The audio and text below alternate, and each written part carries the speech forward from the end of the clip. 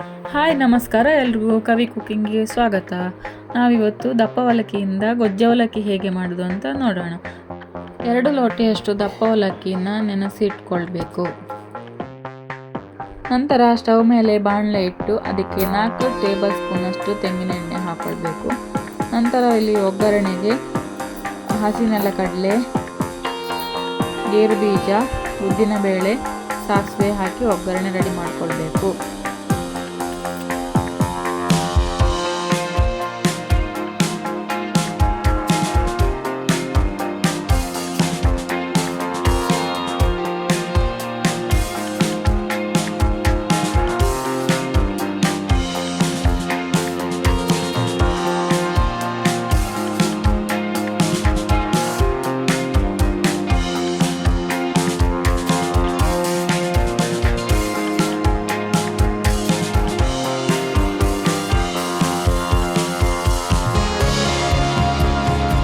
ಒಗ್ಗರಣೆ ಕಾದ ನಂತರ ಅದಕ್ಕೆ ಸ್ವಲ್ಪ ಹುಳಿ ನೀರನ್ನು ಹಾಕ್ಕೊಳ್ಬೇಕು.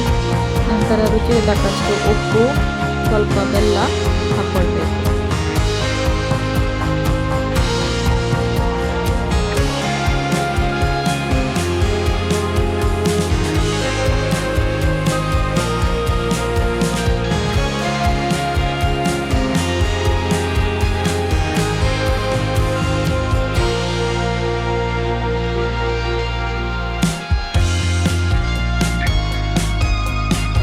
ಕಾಲು ಚಮಚದಷ್ಟು ಅರಿಶಿಣ ಪುಡಿಯನ್ನು ಹಾಕ್ಕೊಳ್ಬೇಕು.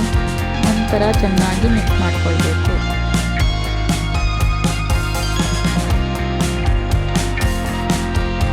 ಈಗ ಇದಕ್ಕೆ 2 ಚಮಚದಷ್ಟು ಸಾರಿನ ಪುಡಿಯನ್ನು ಹಾಕ್ಕೊಳ್ಬೇಕು. ನಂತರ ಚೆನ್ನಾಗಿ ಮಿಕ್ಸ್ ಮಾಡಿಕೊಳ್ಬೇಕು.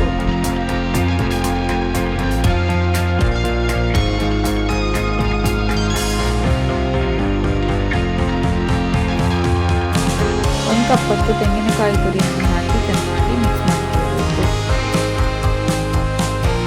ನೆನೆಸಿದ ಅವಲಕ್ಕಿಯನ್ನು 4-5 ಬಾರಿ ಚೆನ್ನಾಗಿ ತೊಳೆದು ನೀರಿಲ್ಲದಂತೆ ಈ ಮಿಶ್ರಣಕ್ಕೆ ಸೇರಿಸಿಕೊಳ್ಳಬೇಕು.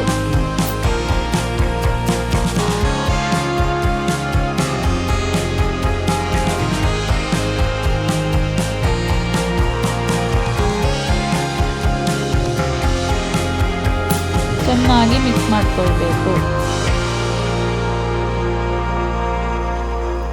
ಕೊನೆಗೆ ಇದಕ್ಕೆ ಸಣ್ಣದಾಗಿ ಕಟ್ ಮಾಡಿರುವಂತಹ ಕೊತ್ತಂಬರಿ ಸೊಪ್ಪು ಹಾಕಿ ಚೆನ್ನಾಗಿ ಮಿಕ್ಸ್ ಮಾಡಿಕೊಳ್ಬೇಕು. ಈಗ ರುಚಿಯಾದ ಗೊಜ್ಜು ಅವಲಕ್ಕಿ ಸವಿಯಲು ಸಿದ್ಧ. ಈ ವಿಡಿಯೋ ನಿಮಗೆ ಇಷ್ಟ ಆದಲ್ಲಿ ಪ್ಲೀಸ್ ಲೈಕ್ ಮಾಡಿ, ಶೇರ್ ಮಾಡಿ, ಕಮೆಂಟ್ ಮಾಡಿ.